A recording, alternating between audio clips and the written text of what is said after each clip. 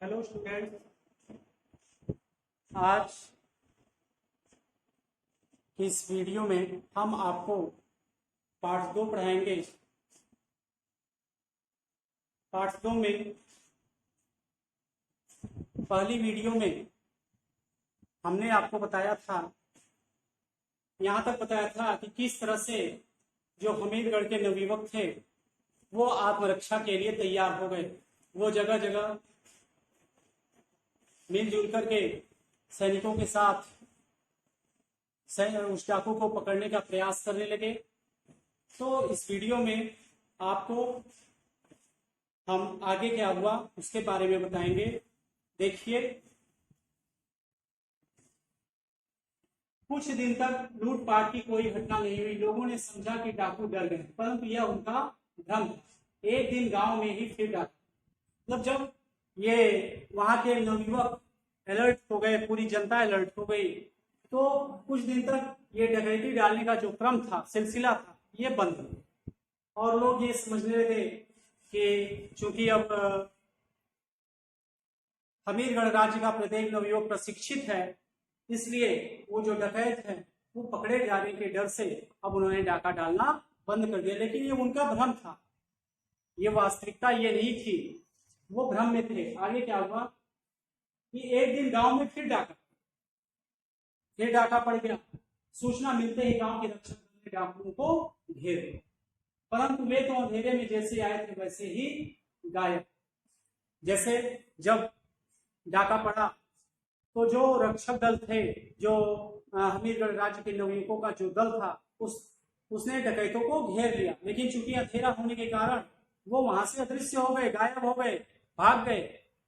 लेकिन उनके भागने के बाद भी क्या हुआ, आगे कुछ लोगों ने उस मार्ग को जा घेरा जहां से डाकुओं के गुजरने की संभावना, मतलब जो रास्ता था जहां से लोगों को ये लगता था कि यहाँ से डाकू होकर के निकल सकते हैं, यहाँ से भाग सकते हैं, उसी मार्ग को, उसी रास्ते को जाकर के उन्होंने घेर लिया। अब देखिए, जैसे ही डाकू उधर से गुजरे वे लोग उन पर टूट पड़े। टूट पड़ना का मतलब होना आक्रमण कर देना, मतलब जैसे ही डाकू आए वो उन पर आक्रमण कर दिए। डाकू ने बचकर बगल से निकलना चाहा तो घर से भी गांव वालों ने उन्हें, चूंकि अब हमीरगढ़ राज्य का हर नवयुवक प्रशिक्षित था, अब किसी को भी सैनिकों की आवश्यकता नहीं थी, खुद अपने आप में वो सैनिक थे। इसलिए जब वो भाग कर निकलने का प्रयास किए तो फिर वो रक्षक दल के युवकों ने उन्हें ललकारा, और उनकी ललकार का ये परिणाम था कि अब डाकू पूरी तरह से घिर चुके थे, बस निकलने की कोई संभावना न थी। डाकू दल ने आत्मसमर्पण कर दिया, मतलब अपने आप को गांव वालों के हवाले कर दिया। आनंद फानन में उन्हें रस्सियों से जकड़ लिया गया। आनंद फानन में जल्दी ही यह देखकर सभी लोग प्रसन्नता से नाच उठे। चूंकि डाकू पकड़ लिया गया था, इसलिए हमीरगढ़ राज्य में प्रसन्नता की लहर दौड़ गई, खुशी की लहर दौड़ गई, क्योंकि उसके आतंक से लोग त्रस्त। लोगों ने डाकुओं को रात में ही राजधानी पहुंचा दिया। राजा को पता चला तो उसने चैन की सांस ली। चैन की सांस क्यों ली? क्योंकि राजा भी उसके आतंक से त्रस्त था, उसको भी चिंता थी, इसलिए उसने भी सुख मिला, चैन मिला कि हाँ डाकू पकड़ लिया गया। उसने भी राहत की सांस ली। राजा ने सोचा कि मंत्री ने आखिर डाकू को पकड़ ही लिया। राजा मतलब सोचे कि मंत्री का प्रयास सफल हुआ और डाकू पकड़ा। अगले दिन दरबार लगा।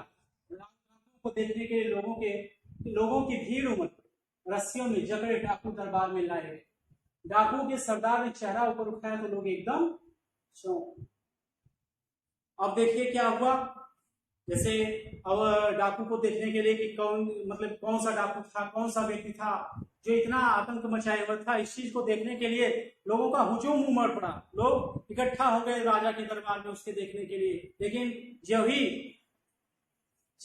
वो चेहरा ऊपर उठाया सरदार ने, डाकुओं के सरदार ने, तब तक लोग चौंक पड़े। क्यों चौंके? देखो, मानो अंधेरे में भूत देख लिया। जैसे भूत देख करके लोग डर जाते हैं, जैसे आप लोग अंधेरे में जाने से डरते हैं ना? क्यों डरते हैं? आप लोग कहते हैं अरे अंधेरा कहीं से भूत आ जाए, भूत का डर।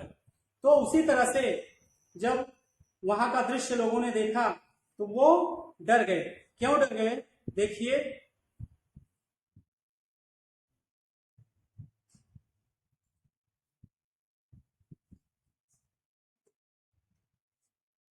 जब राजा ने देखा तो क्रोध से उसका चेहरा तमतमा उठा, मतलब क्रोधित हो गया जब राजा ने देखा। अब राजा गरज कर बोल रहा है, तुम नीच कपटी डाकुओं का सरदार और कोई नहीं, स्वयं कौन था? मंत्री। डाकुओं का सरदार की जगह कौन था? मंत्री था। राजा को ये देख करके आश्चर्य हुआ और उसने क्रोध से पूछा, तुम्हें? उसने वो मंत्री के लिए बुरे शब्दों का प्रयोग किया और कहा, तुम ही इतना गंदा कार्य कर रहे हो? हम मतलब तुम्हें हमने ऐसी आशा नहीं की थी।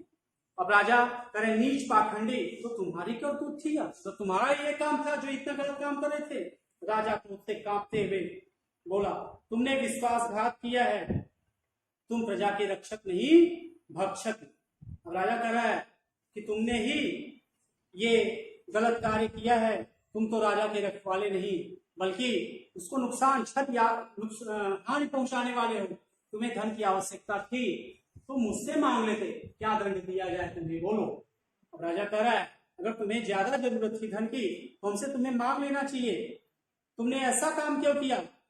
अब वो मंत्री से पूछ रहा है, तुम्हें कौन सा दंड दिया जाए? अब देखिए, प्राण दंड, मंत्री को प्राण दंड दिया जाए महाराज, उसने देश से विश्वासघात किया है, जनता के क्रोध का पार। सारी पब्लिक चिल्ला उठी, सारी जनता चिल्ला उठी कि राजा, इसे कौन सा दंड दिया जाए? प्राण दंड दिया जाए, क्योंकि इसने तो देश के साथ विश्वासघात किया है। अब देखिए, मंत्री के चेहरे पर मुस्कुराहट दौड़ गई। राजा क्रोध से आग बबूला हो उठा और कड़क कर बोला, बोल पाखंडी, क्या दंड दिया जाए? अब राजा भी और क्रोधित हो गया। वो कहा कि बोलो बोलो, तुम्हें कौन सा दंड दिया जाए? मंत्री ने शांति से उत्तर दिया, मैं समझता था कि महाराज मेरा रहस्य समझ गए होंगे, पर यदि दंड देना ही है तो महाराज तो पहले मेरे घर से लूटा हुआ धन मंगवाकर जिसका है उसे लौटा दीजिए, फिर जो दंड देना चाहे दीजिए। मंत्री ने कहा कि हमने तो समझा कि मैंने ऐसा क्यों किया, आप समझ गए होंगे, लेकिन ऐसा नहीं है, और यदि मेरे ऊपर विश्वास नहीं है, आपको मुझे दंड देना ही है तो दंड दीजिए, उसमें कोई दिक्कत नहीं, लेकिन मैंने जो लूटा है सामान तो जनता का, उसको मेरे घर से मंगवा करके उन्हें वापस कर दीजिए। अब मंत्री का रहस्य भरा उत्तर सुनकर राजा चक्कर में पड़ गया। वह अधीर होकर के बोला, अधीर हो जाना, धैर्य खो देना, साहस खो देना, फिर क्यों लूटा तुमने प्रजा को? क्यों मेरे राज्य में आतंक मचाया? क्या उद्देश्य था तुम्हारा? इससे क्या चाहते? राजा भ्रम में पड़ गया कि आखिर मंत्री ने ऐसा कदम क्यों उठाया और लूटा भी, तो फिर ये उनका सारा सामान वापस करने के लिए क्यों कहा? तो राजा उससे खुद पूछ रहे हैं। अब वो क्या उत्तर दिया है? प्रजा की भलाई। मंत्री ने सहजता से, मंत्री तो प्रजा की भलाई के लिए ये उत्तर काम किया। क्यों प्रजा की भलाई के लिए? कैसे? वो सोचा कि अगर हम ये ऐसा काम करेंगे तो हमीरगढ़ राज्य का प्रत्येक नवयुवक आत्मरक्षा के लिए प्रेरित हो उठेगा, वो खुद को सुरक्षित करने के लिए हर प्रयास करेगा, जिससे किसी भी राज्य को, हमारे राज्य के ऊपर आंख उठाने की हिम्मत नहीं होगी। देखिए, प्रजा की भलाई, प्रजा को लूट कर राजा की शांति भंग करके क्या करना चाहते हो तुम? राजा के क्रोध के साथ आश्चर्य।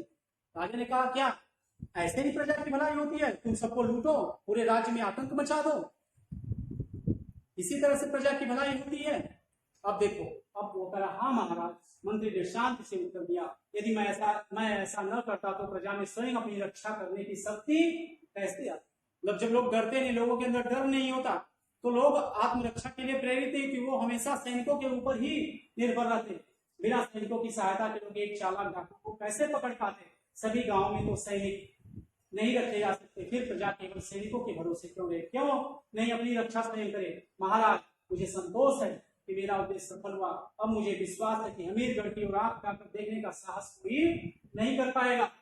अब राज्य का प्रत्येक नौजवान सैनिक है, प्रत्येक गांव में रक्षक दल है। मुझे खेद है कि प्रजा को अपनी रक्षा आप करने की शिक्षा देने के लिए मुझे यह नाटक करना पड़ा। महाराज, जो दंड देना चाहे मुझे स्वीकार है। राजा ने मंत्री को गले लगा लिया। जन समुदाय, मंत्री की जय जयकार।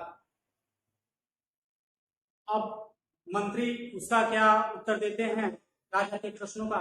मंत्री कहते हैं कि राजा साहब, अगर मैं ऐसा कार्य नहीं करता तो हमीरगढ़ के नवयुवकों में आत्मरक्षा की भावना नहीं उत्पन्न होती और वो हमेशा सैनिकों के भरोसे ही रहते। और ऐसा संभव नहीं है कि हमीरगढ़ के राज्य में हर गांव में सैनिक तैनात किए जाएं, और अगर हर गांव में नवयुवक खुद स्वयं की रक्षा करने के लिए तैयार रहेंगे, स्वयं आत्मरक्षा के गुण उनमें विकसित होंगे, तो किसी भी राज्य